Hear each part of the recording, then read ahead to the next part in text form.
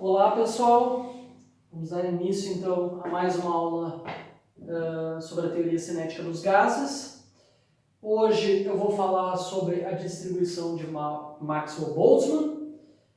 Então, nas últimas aulas a gente viu como calcular a velocidade quadrática média das moléculas de um gás em equilíbrio térmico. Então, V aqui é o módulo da velocidade, então para não ficar toda hora tendo que repetir módulo da velocidade, eu vou usar simplesmente, eu vou chamar isso de velocidade. Vocês têm que ter em mente que esta é a média do módulo da velocidade ao quadrado das moléculas de um gás. Tá? O ponto aqui é que essa é uma informação limitada sobre as velocidades das moléculas de um gás. Tá? Nós gostaríamos de ter uma informação mais detalhada de como esses valores de velocidade estão distribuídos. Ou seja, eu gostaria de saber, por exemplo, qual é a percentagem de moléculas que tem uma certa velocidade, ou qual é o número de moléculas que tem determinada velocidade. Então, a velocidade quadrática média ela é uma informação interessante, né? Porque ela nos permitiu, por exemplo, calcular a energia cinética média, mas ela é uma informação bastante limitada sobre quais são os valores de velocidades possíveis para as moléculas no interior de um gás.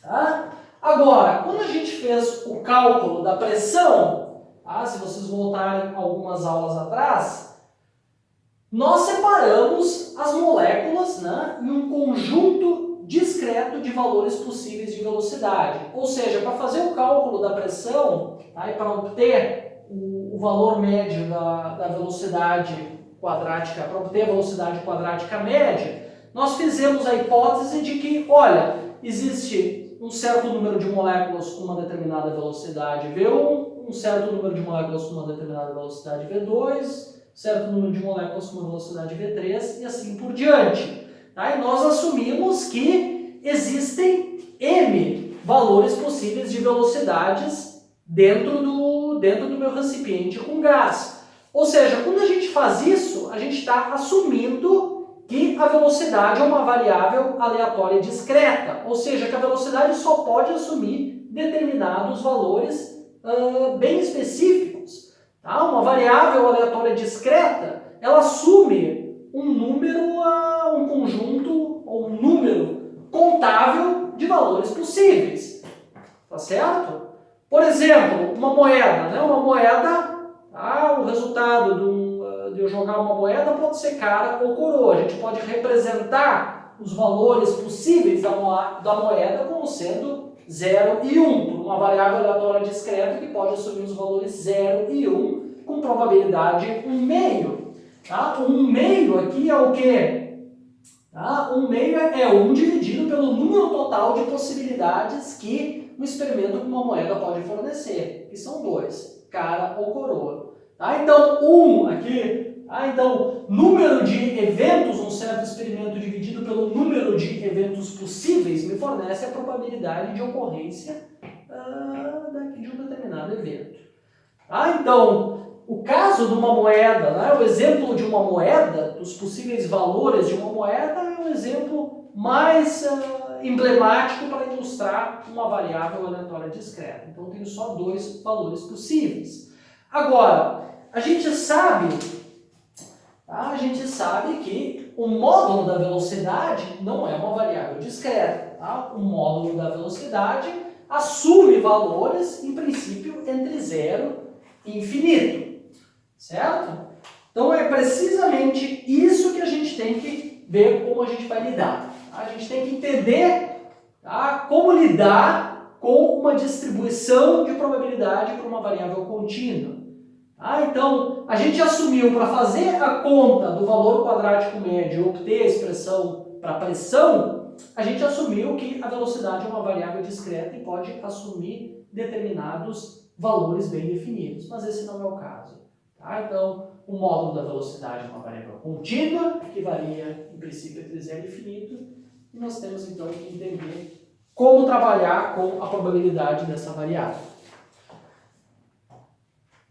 Só para ilustrar para vocês, então, para dar uma ideia de como se trabalha com variáveis aleatórias contínuas, ou para estimular, né, a maneira como a gente vai lidar com a distribuição dessa variável, vamos imaginar o seguinte exemplo. Tá? Imagina que nesse instante de tempo, tá, vamos considerar todas as massas de todos os animais no planeta Terra. Tá? Certamente existe aí um valor mínimo da massa e um valor máximo, mas entre esse valor mínimo e esse valor máximo existe um espectro muito grande, né? Existe um número enorme de animais e um espectro muito grande de valores possíveis para as massas desses animais. Tá? Agora vamos imaginar o seguinte, vamos imaginar que eu tenho um aparelho de medida, eu tenho uma balança com precisão infinita, ou seja, eu consigo determinar as massas dos animais com precisão infinita, eu consigo determinar a massa com a precisão de, sei lá, um átomo, um próton. Tá? Eu consigo dizer, olha, esse animal se diferencia, a massa desse animal se diferencia desse outro animal por um átomo, eu tenho precisão infinita na minha medida. A pergunta é a seguinte, tá? Qual é a probabilidade de que se eu pegar um animal ao acaso, tá? Entre todos os animais da Terra, qual é a probabilidade de se eu pegar um animal, escolher um animal ao acaso, qual é a probabilidade de que esse animal tenha massa igual a 2 quilos? Nem um átomo a mais, nem um átomo a menos. Tá? Qual é a probabilidade de que exista um animal na Terra com uma massa de 2 quilos exatamente? Essa probabilidade é 0. Porque os valores possíveis para as massas de um animal, os valores possíveis, existe um número infinito de valores possíveis. Tá? Então, o número de eventos possíveis é infinito, porque a massa é uma variável contínua. Então, a probabilidade de eu pegar um animal exatamente com a massa de 2 quilos, tá? Sem ter um átomo a mais ou um átomo a menos, essa probabilidade é 0, porque a massa, de novo, é uma variável contínua que assume um conjunto infinito de valores, pode assumir um conjunto infinito de valores possíveis entre o valor mínimo e o valor máximo, no caso da massa dos animais. Tá? Então, não tem nada de errado com esse raciocínio. Na verdade, o que não é que está errado, tá? Mas a pergunta que a gente está fazendo não é a pergunta mais apropriada para lidar com variáveis aleatórias contínuas. A pergunta aqui que faz mais sentido é a seguinte: qual é a probabilidade de que se eu pegar um animal ao acaso na Terra, ele tenha uma massa entre 2 kg e 2,5 kg, por exemplo? Bom, aí sim eu vou ter um valor finito, eu vou ter uma percentagem seguida, uma percentagem finita, né? Eu vou ter, olha, sei lá, 36% dos animais têm massa entre 2 e 2,5 kg. Obviamente estou chutando esse valor, estou inventando esse valor. Tá certo? Mas qual é a moral da história? Para uma variável aleatória contínua não faz sentido eu perguntar qual é o valor, qual é a probabilidade de que essa variável assuma este valor específico. Não. A pergunta correta é qual é a probabilidade, né? A pergunta que faz sentido físico, tá? É qual é a probabilidade de que essa variável tenha um valor entre este e este valor, ou assuma um valor em determinado intervalo. Tá certo? Essa é a pergunta que Maxwell e Boltzmann estudaram no fim do século XIX. Então, supondo que eu tenho um gás ideal em equilíbrio térmico, uma certa temperatura e uma certa pressão, qual é a probabilidade de, se eu pegar uma molécula ao acaso no interior desse gás, essa molécula tenha velocidade em um certo intervalo? Tá? Isso nos leva à distribuição de Maxwell-Boltzmann, tá? Que foi um resultado obtido por Maxwell e Boltzmann, tá? Que são dois físicos muito famosos no fim do século XIX. Tá? Eles foram muito desacreditados na época. Tá? E, inclusive, eles foram muito desacreditados porque não havia tecnologia para comprovar, né, o resultado deles experimentalmente. Hoje em dia, a gente tem tecnologia suficiente e a gente consegue, de fato, reproduzir a distribuição de Maxwell-Boltzmann para as velocidades moleculares de um gás no laboratório. Tá? Então, é uma distribuição, tá? A distribuição de Maxwell-Boltzmann é uma função que nos informa qual é a probabilidade de, se eu pegar uma molécula do interior do gás, eu tenho uma velocidade num certo intervalo específico, intervalo que eu quiser. Tá? Eu já vou colocar a fórmula para a distribuição ou para a função de distribuição no quadro, certo? É uma distribuição, é uma função, um resultado que se aplica a gases ideais. Para gases reais, ela é só, em alguns casos, ela é uma ótima aproximação, tá? Mas para gases reais, estritamente, a função de distribuição de Maxwell-Boltzmann é uma aproximação porque, quando a gente obtém esse resultado, né, para a função de distribuição, a gente não leva em conta a interação entre as partículas, a gente não leva em conta o tamanho das partículas e assim por diante.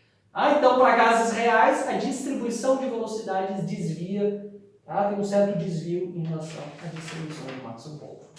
Tá? A gente não tem aqui condições nem tempo, e não faz parte do escopo do nosso curso, deduzir a função de distribuição de Maxwell-Boltzmann. Então, eu coloco aqui para vocês o resultado. O importante é vocês entenderem qual é a interpretação dessa fórmula e como eu consigo extrair resultados dessa fórmula. Tá? Então vamos lá. A distribuição de Maxwell-Boltzmann é uma função P de V, V é o módulo da velocidade, e ela é dada pela seguinte expressão, tá? Pela seguinte fórmula. Aqui aparece a massa molecular, a massa de uma molécula do gás, 2π, constante de Boltzmann K, temperatura, tudo isso elevado na 3 meios. Aqui agora aparece um V ao quadrado vezes exponencial de menos massa molecular dividido por 2 vezes KT, K de novo constante de Boltzmann, V ao quadrado. Certo? Esta é a fórmula analítica, na expressão analítica para a função de distribuição de Maxwell-Boltzmann, tá? Em termos da massa de uma única molécula, tá? E da constante de Boltzmann. Tem aqui a temperatura, certo? E, a gente pode também, em termos da massa molar, tá? Que é a massa molecular vezes o número de Avogadro, a gente pode reescrever essa fórmula em termos da massa molar e da constante universal dos gases ideais. Basta substituir aqui M em termos da massa molar e do Na, tá? Isola aqui o M, substitua aqui, vai aparecer o número de Avogadro vezes K embaixo, que é a constante universal dos gases ideais. Então, nesse caso, nós obtemos a seguinte expressão.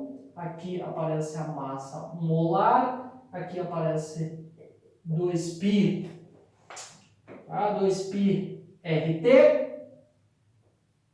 3 meios, V ao quadrado continua aqui, exponencial de menos a massa molar dividido por 2 vezes RT vezes V ao quadrado. Certo? Então, são duas maneiras diferentes de escrever a função de distribuição de Maxwell-Boltzmann. Tá? Muito importante nessa expressão, a temperatura necessariamente está em Kelvin. Tá? E, pessoal, qual é a interpretação dessa função? Vejam, primeiro que essa função não fornece. Tá? Se eu substituir o valor de V aqui dentro, essa função ela não nos dá a probabilidade de que uma molécula tenha aquele valor de V. Tá? Não é esta a interpretação dessa função. Essa função ela tem unidade de 1 dividido por velocidade. Ou seja, ela não fornece diretamente uma probabilidade.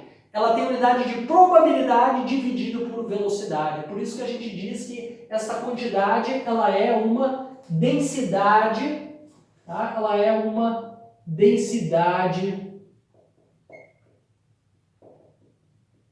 de probabilidade.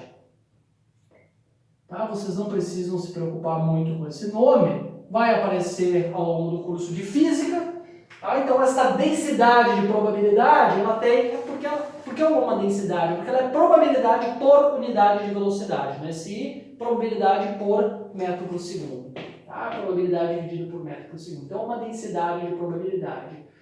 Tá? A probabilidade é a função multiplicado por dv. Tá? Isso tem unidade de probabilidade por velocidade, isso tem unidade de velocidade. Então, esta quantidade é a probabilidade. Mas probabilidade de quê? E esta é a parte importante. Tá? E por isso que eu vou escrever aqui. Esta quantidade, quando eu multiplico essa função por dv, fornece a probabilidade de que uma molécula do gás, uma molécula escolhida aleatoriamente, então tenho lá meu recipiente com um certo volume de gás, se eu pegar uma molécula do gás, esta, tá, P vezes dV fornece a probabilidade de que uma molécula do gás tenha módulo de velocidade, ou vou chamar só de velocidade, tenha velocidade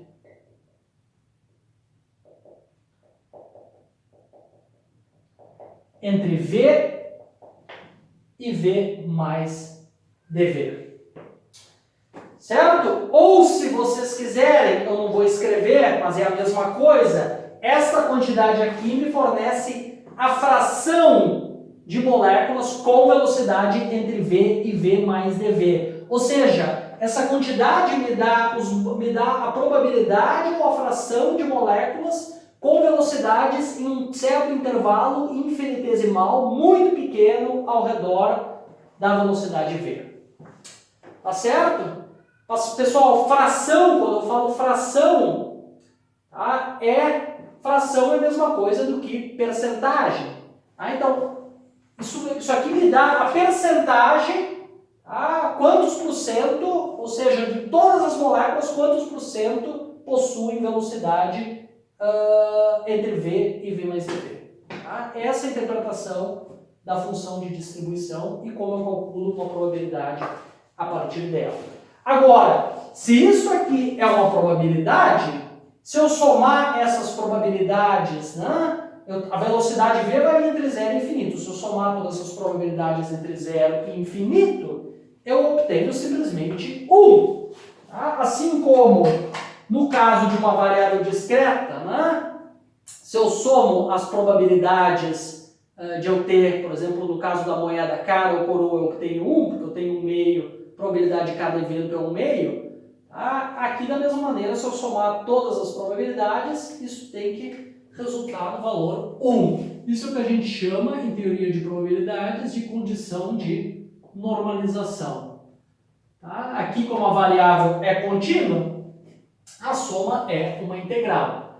Então, essa função de distribuição deve satisfazer, e ela satisfaz, mas ele tem que fazer uma integral complicada, tá? A integral de dv vezes pv, em qual limite? Bom, quais são os limites de integração? Essa integral tem que ser feita entre 0 e infinito, pois a velocidade varia entre 0 e infinito. Tem que integrar sobre todos os valores possíveis de velocidade. Então, se eu somar as probabilidades, né, de ocorrência das velocidades nos diferentes intervalos entre 0 e infinito, isso aqui tem que ser igual a 1.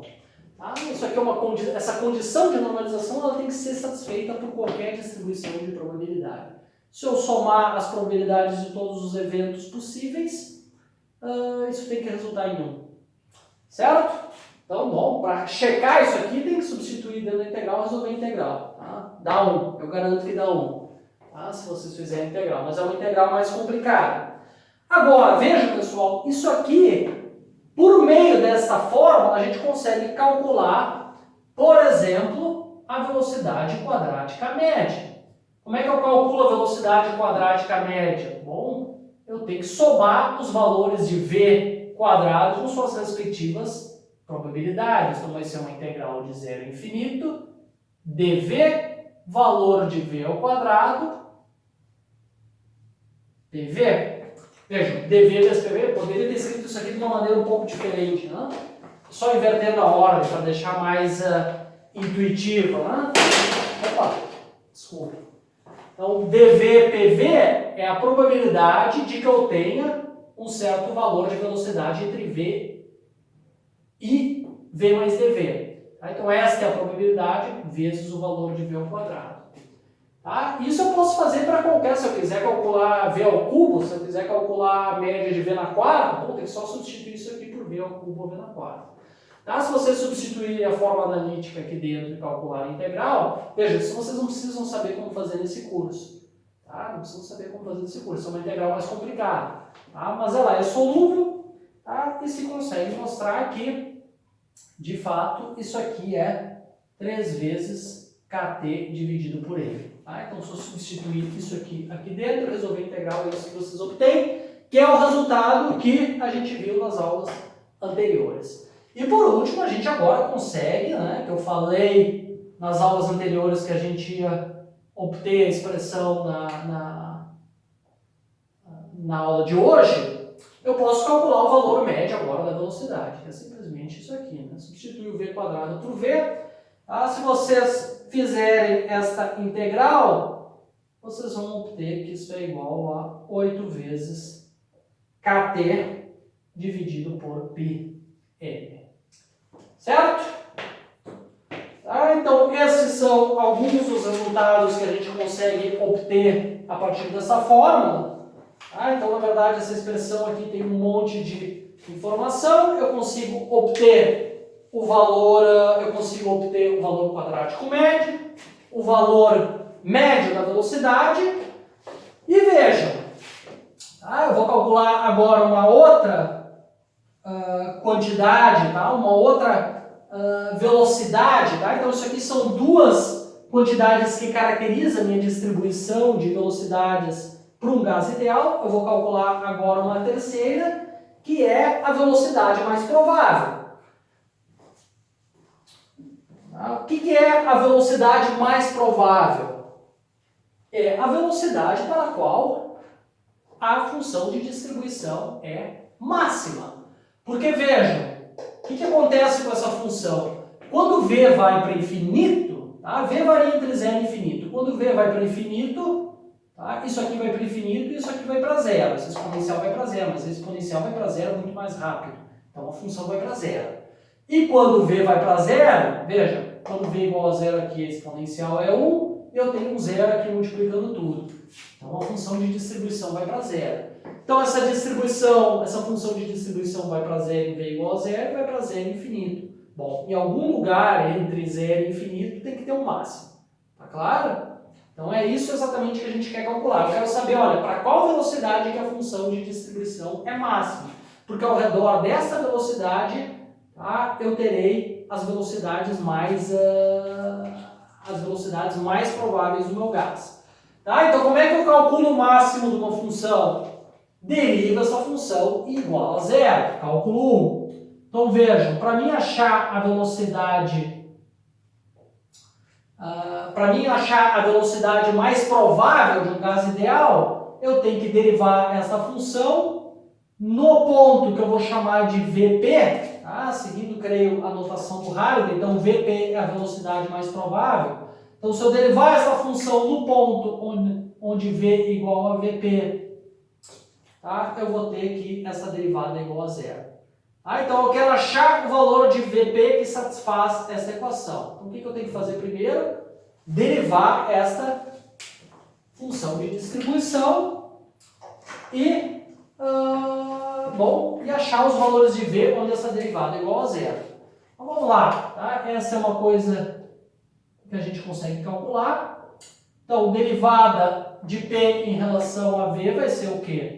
4π, isso aqui é constante, eu não vou me preocupar. Tá? Eu posso simplesmente, a derivada ela não atua numa constante, então vou ter simplesmente isso aqui. E aqui eu vou abrir um colchete, porque eu vou ter que, isso aqui depende da velocidade, isso aqui depende da velocidade, tem que fazer uma derivada do produto. Então, derivada do primeiro, 2v vezes o segundo, exponencial de menos m 2 vezes kt v quadrado, mais o primeiro, v quadrado vezes o segundo. Derivada da exponencial vai ser o quê? Exponencial menos m 2kt v quadrado vezes a derivada do argumento da exponencial, a regra da cadeia, né?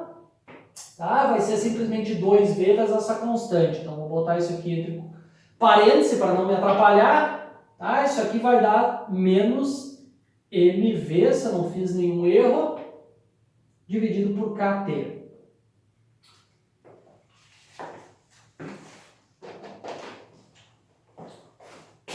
Tá. Não quero apagar essa forma. Tá? Então, quando isso no ponto, tá? Onde v igual a vp, tá? Ou seja, eu quero achar o valor de velocidade dessa derivada igual a zero. Tá? Eu estou chamando esse valor específico de derivada igual a zero de vp, que é a velocidade mais provável. Tá? Então, eu tenho que ver para qual o valor de v, e essa equação me fornece um zero. Tá? Isso aqui não importa, né? Isso aqui é uma quantidade positiva, então isso aqui não afeta em nada as soluções dessa equação. Então eu tenho que ver simplesmente para quais valores de v, que eu estou chamando de vp, o argumento aqui entre colchetes é igual a zero. Tá? Então vejam, isso vai acontecer quando isso aqui for igual a isso aqui. Eu tenho um sinal negativo, né? Então 2vp, porque agora eu estou aplicando essa equação em v igual a vp, que eu estou chamando de valor mais provável, menos massa, não vou ter espaço, né? Então vejam, tudo isso aqui tem que ser igual a zero, tem um sinal negativo aqui, então eu já vou passar isso para o outro lado da minha equação. Então eu vou ter o seguinte, 2 vezes vp, exponencial de menos mvp ao quadrado dividido por 2kt vai ter que ser igual a esse lado aqui. Tá? Que vai ser o quê? mv ao cubo dividido por kt exponencial. Tá? Se eu não errei nada, isso, mv, kt exponencial de... Bom, aqui vp, porque eu estou pegando o ponto onde a derivada é zero. V quadrado de P dividido por KT. Certo? Agora, isso aqui corta, parece exponencial dos dois lados. Isso aqui corta com esse ao cubo, vai aparecer um V ao quadrado aqui. E daqui, então, eu obtenho que a velocidade mais provável vai ser igual ao quê? Raiz quadrada, passo esse KT para lá, passo o M para o outro lado, raiz quadrada de 2KT dividido por M. Certo? Então, esta é a fórmula para calcular a velocidade mais provável das moléculas de um gás ideal. Bom, notem o seguinte, isso aqui, eu já vou fazer um desenho agora da função de distribuição para vocês entenderem como é que é a cara da função. Esse número aqui, só para a gente fazer uma comparação, 8 dividido por π, isso aqui é aproximadamente 2,54. Vejam, então a gente tem o seguinte, a velocidade mais provável, eu tenho um fator 2. Aqui eu tenho um fator 2,54, tá? E a raiz quadrada, né? A velocidade quadrática média, que é a raiz quadrada disso aqui, tem um 3. Tá? Então, o que a gente obtém? A gente obtém que, a gente obtém dessas três fórmulas que a velocidade mais provável é menor que a velocidade média e que é menor que a velocidade quadrática média. Tá? Porque todas essas três quantidades, tá, que a gente calculou para caracterizar a distribuição de velocidades de um gás, todos vêm, eu tenho simplesmente raiz quadrada, um fator numérico, vezes constante de Boltzmann, temperatura dividido por m. Claro? Aqui 2, aqui 8 sobre π. E cuidado, aqui para mim calcular a velocidade quadrática média, tem que tomar a raiz quadrada. Então parece que eu tenho esse 13 aqui. Tá? Então essa relação aqui é satisfeita. Certo? Vamos agora então fazer um gráfico da função de distribuição.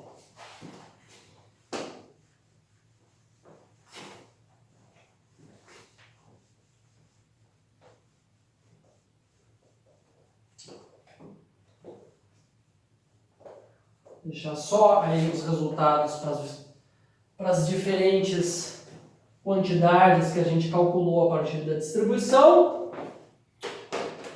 Tá? Então, se a gente fizer agora o gráfico da função de distribuição, tá? Isso aqui é importante para a gente interpretar melhor o que está acontecendo. Então, eu quero um gráfico de PV em função de V.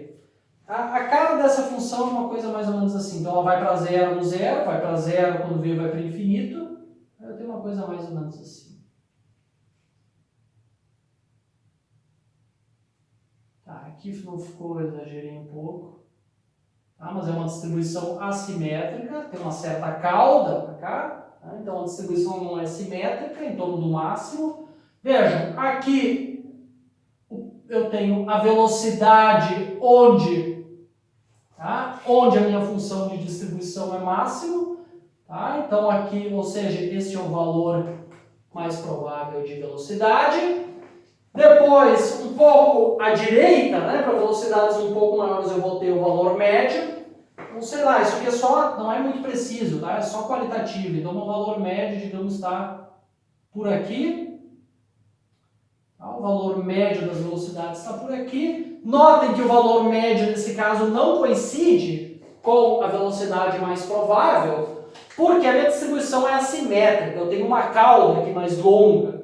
Tá? Então, aqui eu tenho uma probabilidade significativa de ter velocidades bastante altas, porque essa cauda aqui cai razoavelmente, cai de uma maneira mais lenta. Tá? Então, isso desloca o valor médio da velocidade em relação à velocidade mais provável. E por último, eu tenho aqui, tá? Eu tenho a velocidade, vou botar aqui bem pequeno, a velocidade quadrática média está também à direita, tá? Num valor um pouco maior que a velocidade média.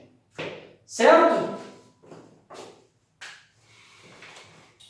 Bom, um ponto muito importante aqui é o seguinte: o que a gente quer calcular a partir dessa função de distribuição? Primeiro, essas três quantidades já dão uma ideia, né, bastante boa de como, por exemplo, as velocidades das moléculas do gás dependem da temperatura.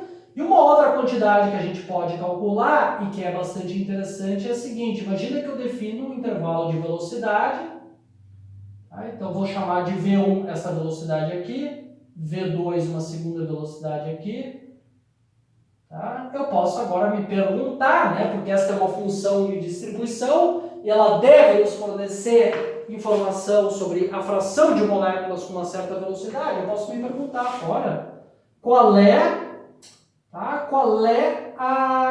fração de moléculas, ou qual é a probabilidade de, se eu pegar uma molécula do meu gás, qual é a probabilidade que essa molécula tenha velocidade entre V1 e V2.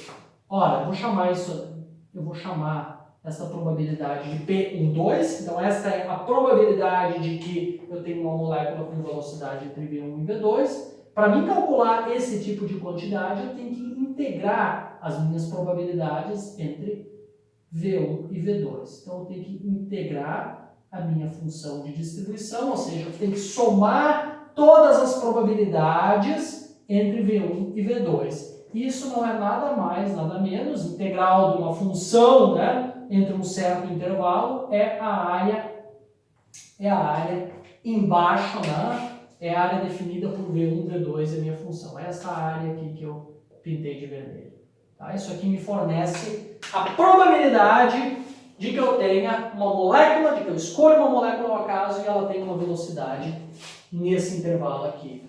Tá? Então, pessoal, isso aqui, este número aqui é sempre, tá? Vejam, a função PV, ela não fornece um número entre 0 e 1, mas a integral num intervalo finito é sempre um número entre 0 e 1, porque isso aqui é uma probabilidade. Então, uma probabilidade ela só pode assumir valores entre 0 e 1. Isso me dá a percentagem de moléculas com velocidade nesse intervalo. Sei lá, se eu obter que esse valor aqui para uma certa velocidade V1 e V2 dá 0,3, isso significa que 33% das moléculas possuem velocidade entre V1 e V2.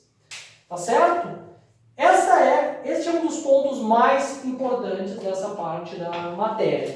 Tá? Saber interpretar a velocidade quadrática média, a velocidade média, a velocidade mais provável no gráfico e saber, tá, como é que se calcula a probabilidade ou a fração de moléculas com velocidades em um certo intervalo. Tá certo? Na próxima aula eu vou fazer um exemplo, né, onde a gente vai calcular isso aqui. Certo? Agora, só para encerrar, qual é o efeito de temperatura? Ah, vejam, isso aqui, tá, para mim fazer o gráfico, eu tenho que fazer o gráfico para uma certa temperatura específica. Lembra que a função de distribuição depende da temperatura. Ah, então imagina que este gráfico aí é para uma certa temperatura que eu vou chamar T1. O que acontece se eu fizer o gráfico para uma segunda temperatura maior, que eu posso chamar de T2? Ah, imagina que eu pego uma temperatura maior. O gráfico, ele fica mais ou menos, digamos que eu pego, ele fica mais ou menos com uma cara assim, tá? Então eu estou exagerando um pouco as coisas. Ah, mas o que acontece? Esse aqui seria um gráfico, tá? Minha caneta está indo, né? Esse aqui seria um gráfico para uma segunda temperatura T2 maior que T1. E o que acontece? Vejam, a cauda da distribuição ela é mais longa, o que significa que a probabilidade aqui, vejam, a probabilidade de que eu tenha velocidades bastante grandes é muito maior para uma temperatura maior, para essa temperatura T2, em comparação com a minha temperatura T1, que é o gráfico verde. Então vejam, esse gráfico aqui é mais espalhado, o que significa que eu tenho uma probabilidade maior para um espectro maior de velocidades. Então, quanto maior a temperatura, maior, digamos, a gordura desse gráfico, maior a variabilidade, ou maior o espectro, mais provável, eu tenho um espectro maior de velocidades com probabilidades significativas. Então, em geral, à medida que aumenta a temperatura, eu tenho uma maior variabilidade das minhas velocidades no interior do gás, porque eu tenho mais agitação térmica. Isso significa, em outras palavras, que as velocidades elas flutuam mais. Eu tenho uma flutuação maior das velocidades. Quanto mais concentrada for esse gráfico ao redor de um certo valor, menos variabilidade das velocidades eu tenho. As velocidades estão mais concentradas aqui. Já no gráfico azul, as velocidades estão mais concentradas aqui, então tem um espectro maior de velocidades. Tá certo? Então esse é o efeito da temperatura. À medida que aumenta a temperatura, a gente diz que a distribuição de Maxwell-Boltzmann ela se alarga e eu tenho uma dispersão maior dos valores de velocidade. Próxima aula eu vou fazer um exemplo de aplicação dessa função de distribuição, focando principalmente no cálculo dessa quantidade aqui. Tá? Então, até a próxima.